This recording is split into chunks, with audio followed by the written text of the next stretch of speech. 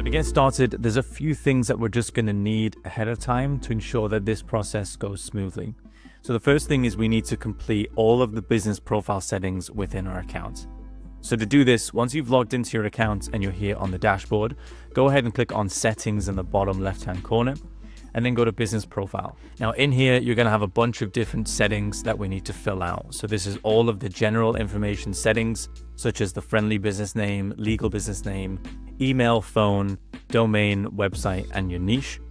You're also going to need to fill in the business physical address information in here, such as street address, city, zip code, and so on. And you also need to set up your business information, such as the business type, the industry, the registration ID type, and most importantly, the business registration number, as well as the region of operations. Feel free also to set up your authorized representative and add in their first name, last name, email, position, as well as phone number with the country code. So once you've done all this, go ahead and click on update information on all of the different boxes, and this will save the information within your account.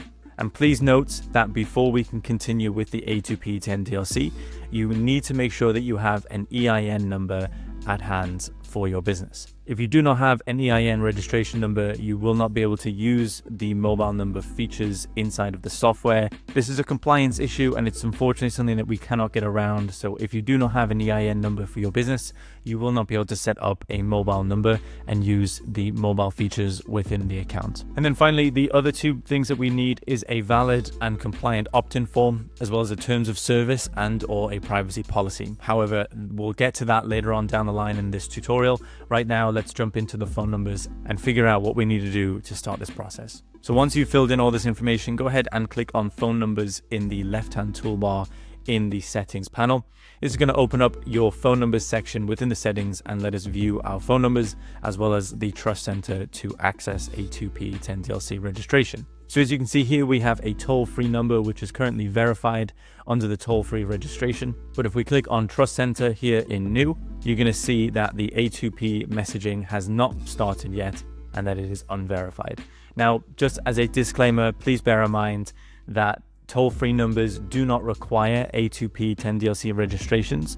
Only local and mobile numbers require the A2P 10 DLC registrations.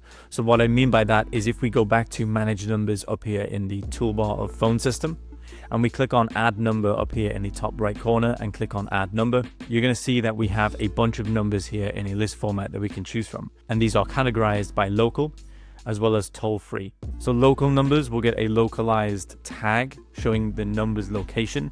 These are great that if you're phoning people in the local area and you want your number to be seen as a local area number, these are great for those kind of instances. Local numbers do require more verification than toll-free numbers, so just bear that in mind. Alternatively, you have toll-free numbers down here, which are not localized with location. These are just more generic numbers. So there are pros and cons to both. If you're interested in the pros and cons and whether or not they're right for your business, please feel free to do some research online and to figure out which is best for your business. In this account that we have here for demonstration purposes, we have a toll-free number, but we're still going to go through the A2P 10 DLC registration for the purpose of this tutorial. So we're going to jump back to Trust Center, and now in here we can see that it's unverified and we're yet to start. So if you click on Start Registration Now, we can begin the registration. So it's going to ask us a series of questions in a series of different pieces of information that we need to fill out. So the first question is your business entity that you're registering located in the US or Canada? We're going to click yes. And does the business you're registering have a tax ID, US EIN,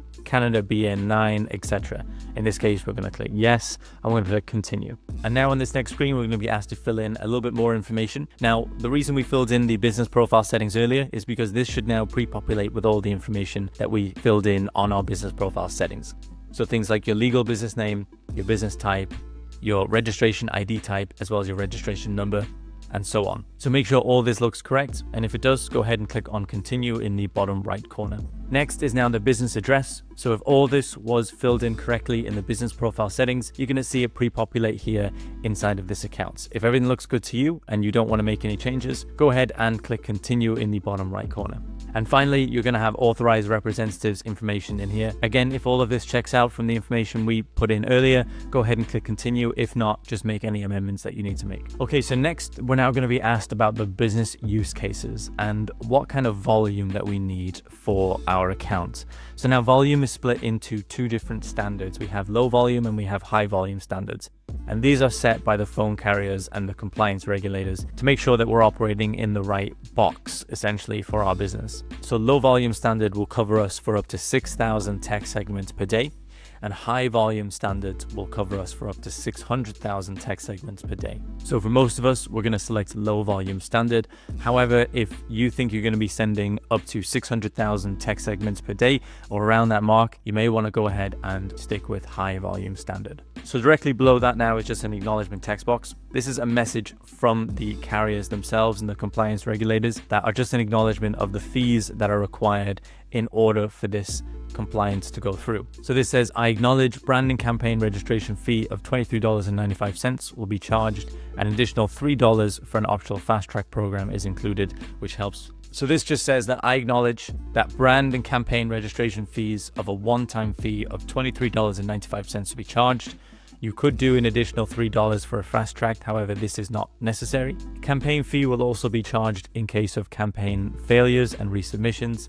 Additional campaign fee of up to $12 per month will apply in accordance with TCR rules for both failed and approved campaigns. So this is really important. What this is saying is that we will be charged the fee of $23.95 if this fails. So we need to make sure that we get this right. And for every then failed submission, we'll still be charged that fee.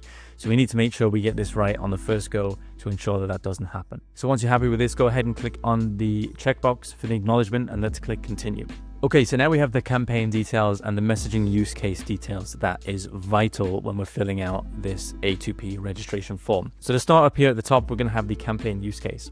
So this is currently set at the recommended, which is low volume mixed. So we recommend you keep it on low volume mixed so that it's allowing you multiple use cases on your number. Below this is a couple of different options such as two-factor authentication, customer care, marketing, etc. The reason we recommend you stick to low volume mixed is because if you select customer care, for example, you can only use this number now for customer care. If you step out of the boundary and start using this number for marketing purposes, you're in breach of the compliance law and it's likely that the number will get shut down by the carrier. So it's recommended, stick this on low volume mixed. That way we can use this for a little bit of customer care, a little bit of marketing, a little bit of two-factor authentication, and whatever else we want to use it for. Okay, so next is use case description. So in here, we need to provide a description of the use cases of our campaigns. So you can see examples that have actually already been pre-populated into the software, which you can actually copy and paste that should help in this use case description scenario. So for example,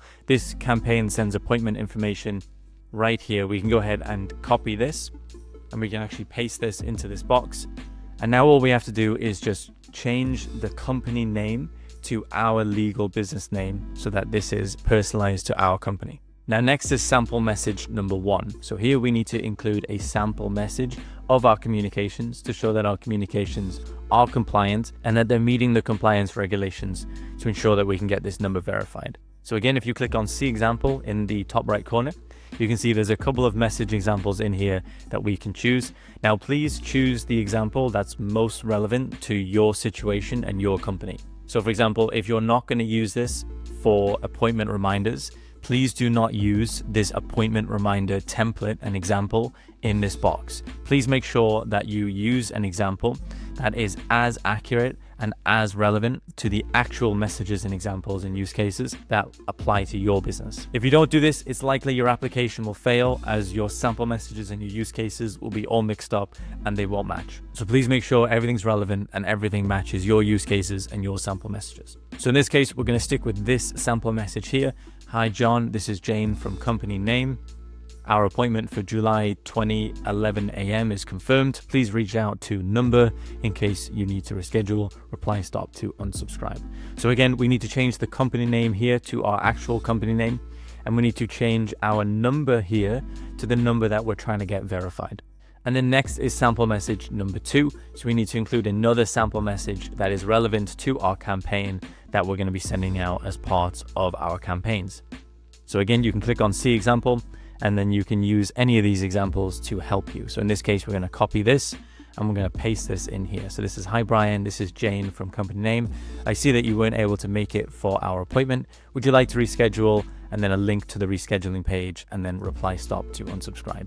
So again, change the company name to your company name, and then change this link to the link to the form on our website that people can opt in on. To start this, what we want to do is open up a new tab and go to the dashboard within our account to just land on a stable place to start with. Next now is you want to go ahead and make sure that you have a compliant form. So to build forms within your accounts, go ahead and click on Sites, and then go ahead and go to Forms, and now you're going to see all the forms within your account. To make a new one, click on Add Form, and then start from scratch, and this will start building a form from scratch within your account. If you want to learn more information on how to build a form in depth, visit our How to Build a Form tutorial, and that will go through in more detail how to build the form and get it the way you want it to look. However, for the purposes of this tutorial, we're going to assume you already have a form built and that we just need to make that form compliant to move forward.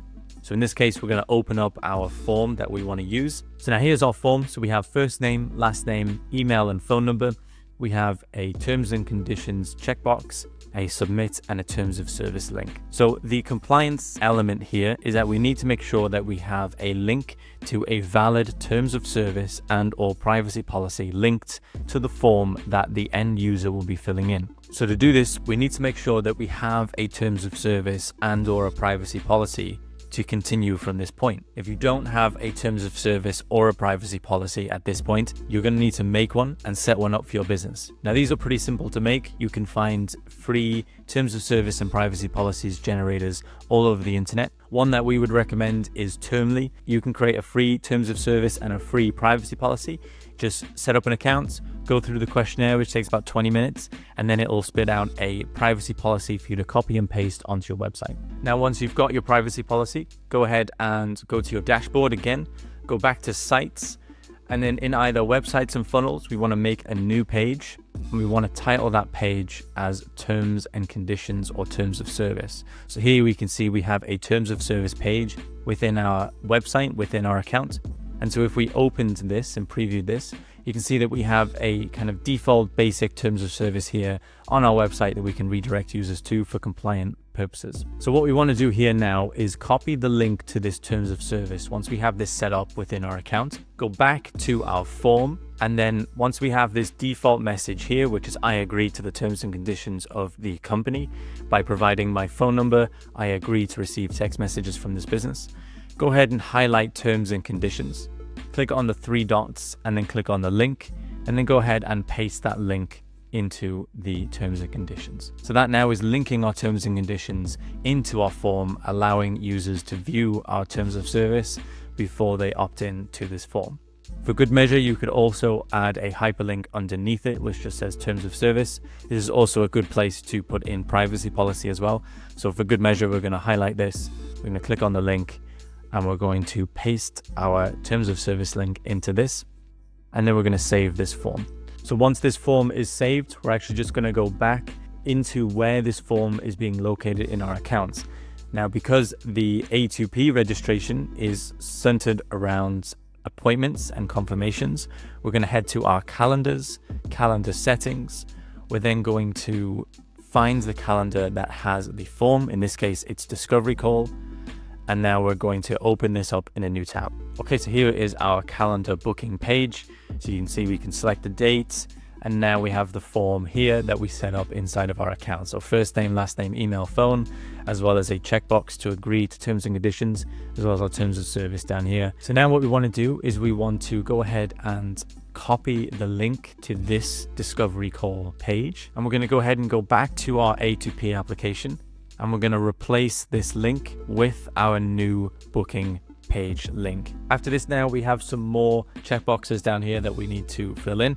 So this message will include an embedded link. If you have links inside of your text messages, you need to make sure that you keep this checked. Next is the message will include phone numbers. So if you are including your phone number like we did here in sample message 1, we want to go ahead and leave this checked. So go ahead and click continue. And now we're at the final page here, which is how do leads and contacts consent to receive messages. So you can see on the example pages here, we have an example. So let's go ahead and copy this and then paste this into this box.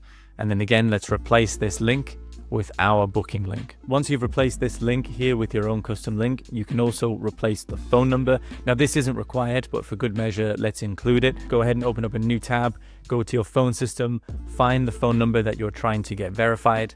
Go ahead and copy this phone number, head back and paste that into our sample message. And then finally, we have opt-in message. And so we can see must contain business name and an opt-out keyword. So if we go to the examples, we can copy this and paste this in, and we can see you have successfully opted in to receive notification and promotional SMS from company name. Please reply stop if you need to opt out in the future. So let's replace company name with our legal company name, and this should be good to go. Once all this is filled out and you're happy with everything looks, go ahead and click on submit in the bottom right corner. And now we wait to see if we get verified or not. If you follow all the instructions within this tutorial, you should verify and pass the verification. However, every application is unique. Every business is different. So if it does fail, I would urge everybody to follow the instructions as to why it failed and make sure to rectify those issues and then resubmit to make sure it passes. Please note that applications could take between 3 and 7 working days for them to verify. However, sometimes verification has been very, very quick and it can happen within a matter of hours. So if you don't get verification right away, please wait around 7 working days. And then if you have any more issues, please feel free to contact us and we're more than happy to help you and rectify the situation for you. So I hope this helps to clear up any confusion around this process and helps make this process a little more simple and less intimidating as it can be when you're first starting out. If you have any questions whatsoever about this process, please feel free to reach out to a member of our team and we're more than happy to help you.